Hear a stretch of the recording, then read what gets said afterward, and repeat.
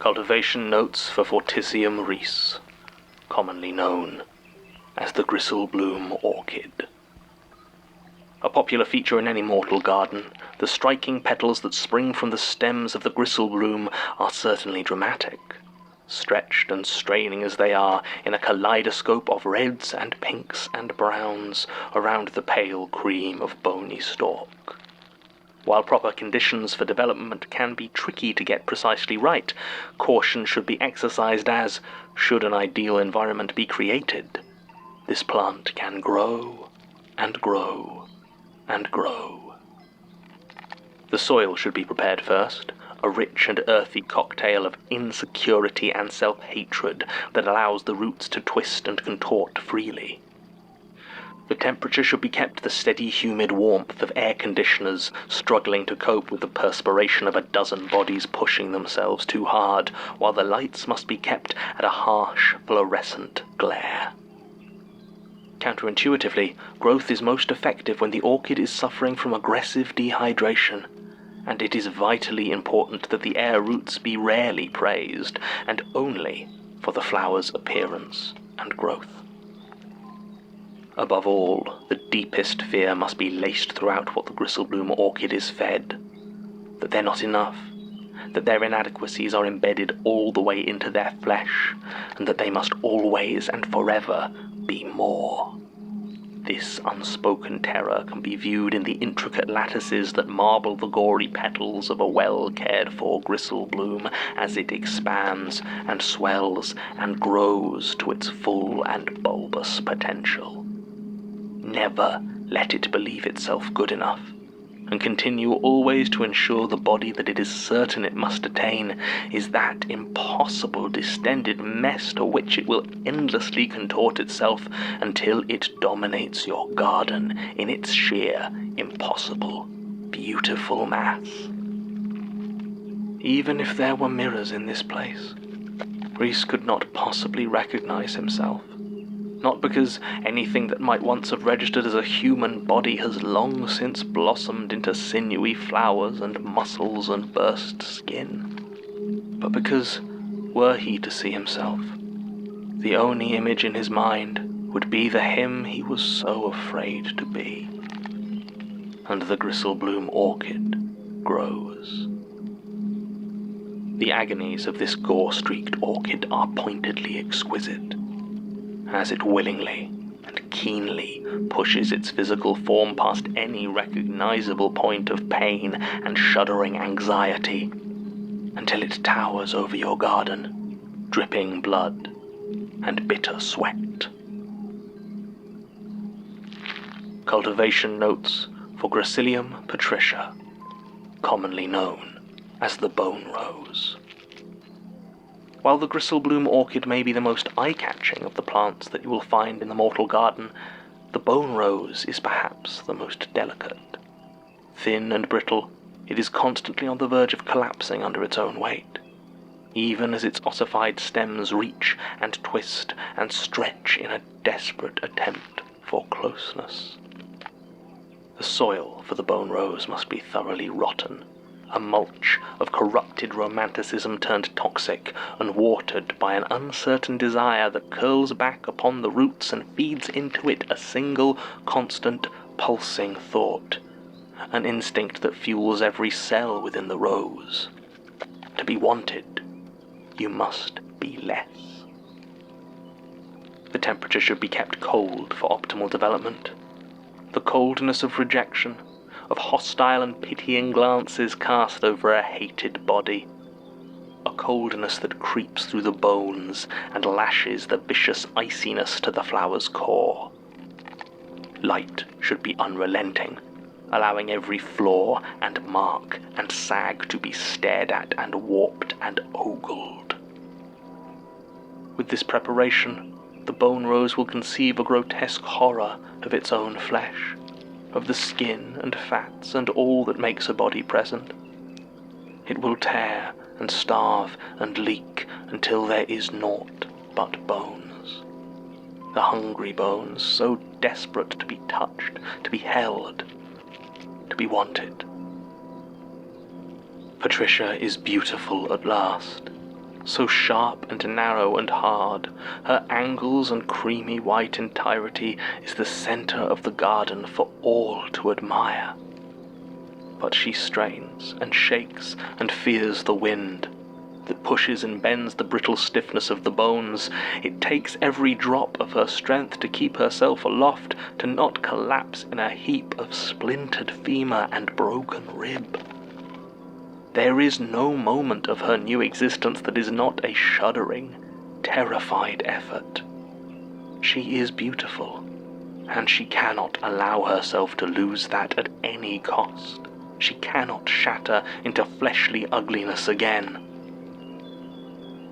The bone rose, properly cultivated, will be a fearful and wonderful centerpiece for a carefully tended mortal garden.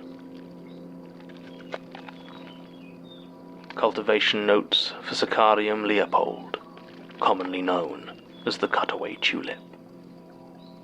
At the edges of the mortal garden, if one is lucky, one may find the rare cutaway tulip, the pride of any diligent gardener. While easy to grow to a small size with some casually applied insecurities, to create a true masterpiece of carved and peeled and sculpted flesh requires a lengthy and involved cultivation. Ensuring a properly grotesque blossom, an elegant and graceful flowering, is more in the pruning than in the preparation. The soil can be anything mulched in hostility to self-worth, and the light and temperature must simply be kept at a level to allow the appropriate growth of an obsession.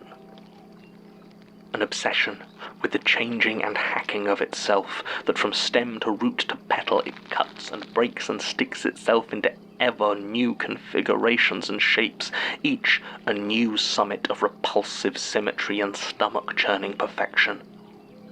A perfection sought in the blade and the shears of the gardener, or the edge wielded by its own wildly waving roots, eagerly digging into a knotted and knitted form and pulling itself apart. The cutaway tulip's growth is less reliant than other blooms on the moment-to-moment terror of themselves, the sharp and pointed fear of a form you are appalled to look upon. Instead, what must be grown and fed and watered is the lingering, nagging dread of falling short of what could be, of the final, glorious culmination that a body may someday achieve, the ever-retreating perfections that sit always on the tip of a knife.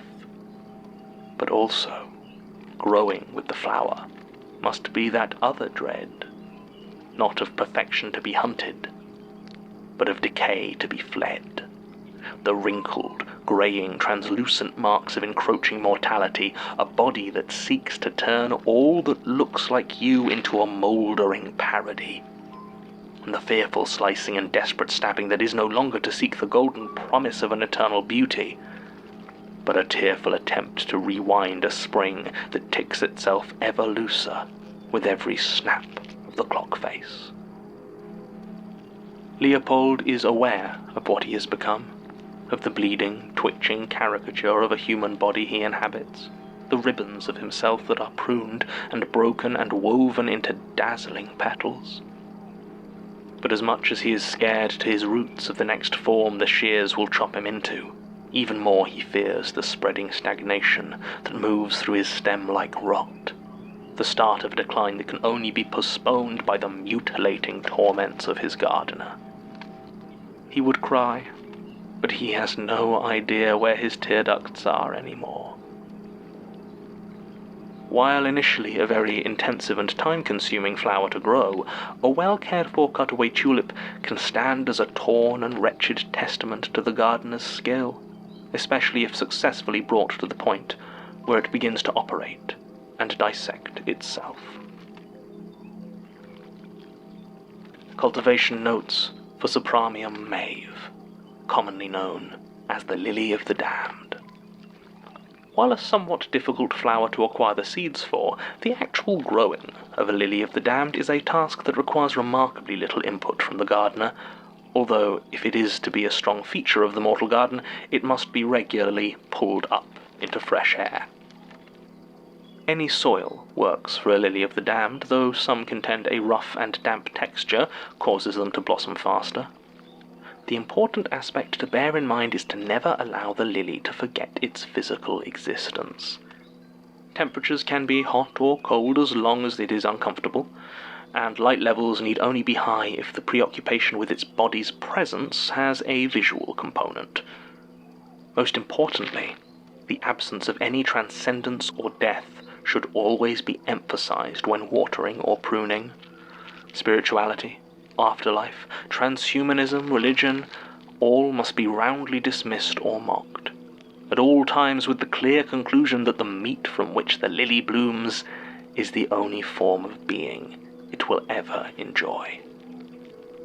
The flowers that spring from a lily of the damned are less predictable than those of other denizens of the mortal garden, being haphazard black growths of calcified fluid and sinuous, dangling nerves.